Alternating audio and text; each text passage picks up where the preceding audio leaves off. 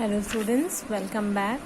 Hope you all are healthy and safe. So your summer vacations are over and now we have started our online classes.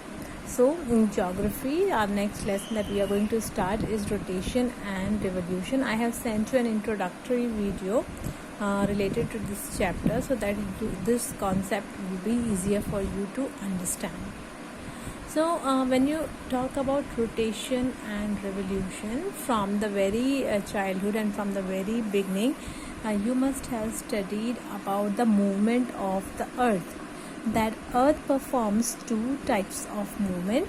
One is rotation and one is rotation and the other one is revolution. Now what is rotation? Rotation is the spinning of the earth on its axis from west to east once in 24 hours. So what is rotation? Rotation is the movement of the earth on its own axis. And this movement, earth takes 24 hours to complete this movement. Earth is moving on its own axis and it takes 24 hours to complete one rotation on its axis. And in which direction does the earth move? Earth moves from west to east.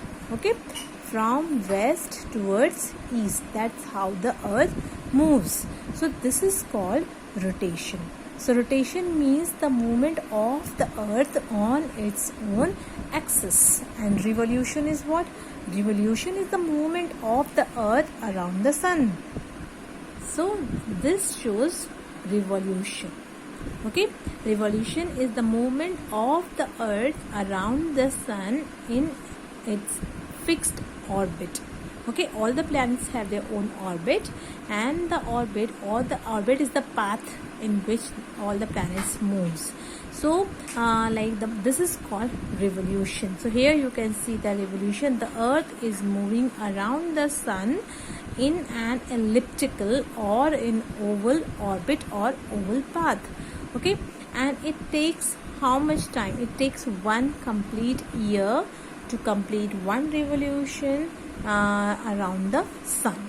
Okay, now what are the effect of these two types of movement and what is the difference in these two types of movement? Now we will see all these things in the detail. So as I told you that earth moves, the rotation is the movement of the earth on its own axis. And in the previous chapter I have explained you that the axis of the earth is not straight. Axis is what? Axis is the line, imaginary line that runs from North Pole towards the South Pole. Okay? From North Pole towards the South Pole. So this is known as axis. This imaginary line that runs from North Pole towards the South Pole is known as axis, and earth moves around its own axis. Now as this picture suggests that this axis is not straight. The axis of the earth is not straight like this, but this is tilted. Earth has got a tilted axis. And how much is it tilted? You can see here that it is tilted at 66.5 degree. Okay, it is tilted at 66.5 degree to its line. Okay, so if you see vertically, then earth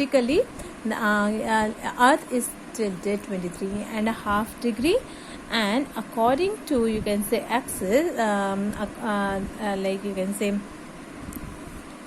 a plane, according to the plane of the earth's orbit, earth is tilted at 66.5 degree, axis of the earth. Okay, so vertically it is 23.5 degree, and according to the plane of the earth's orbit it is 66.5 degree, and it has a lot of effect. This tilted axis has a lot of effect on different things.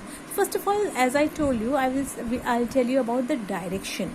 How does the earth moves? Earth moves from west towards east. Okay, west to east. That's how the earth moves. And what is the exact time? to complete one rotation, and the exact time is 23 hours 56 minutes 4.09 seconds. So roughly we count it into 24 hours. Okay, so but the exact time is 23 hours 56 minutes 4.09 seconds. Remember this. This is something very important that you have to remember.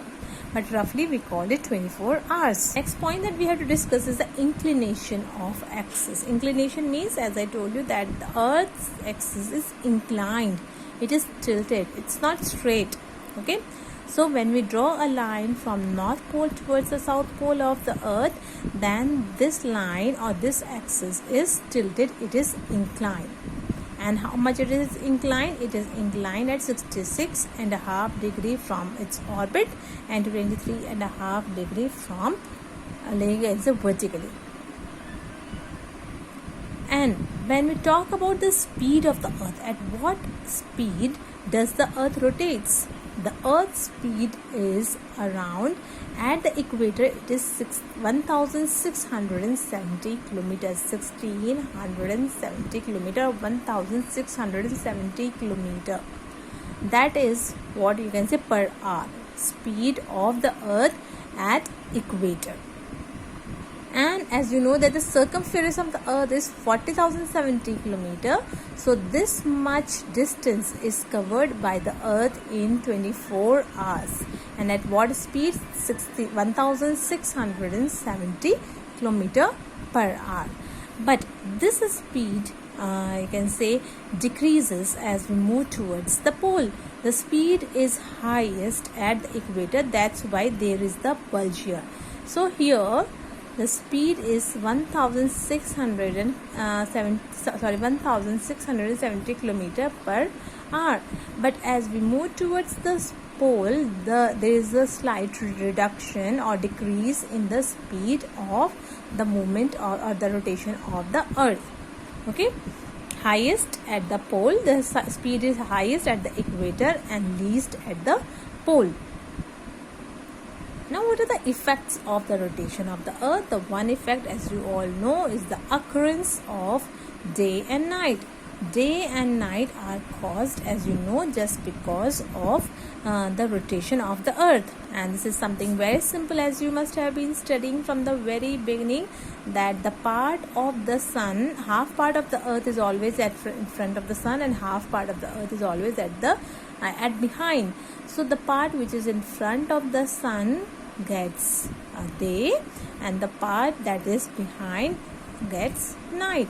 So as the Earth keep on rotation, all the parts of the Earth receives sunlight, and all the parts of the Earth receives days and night.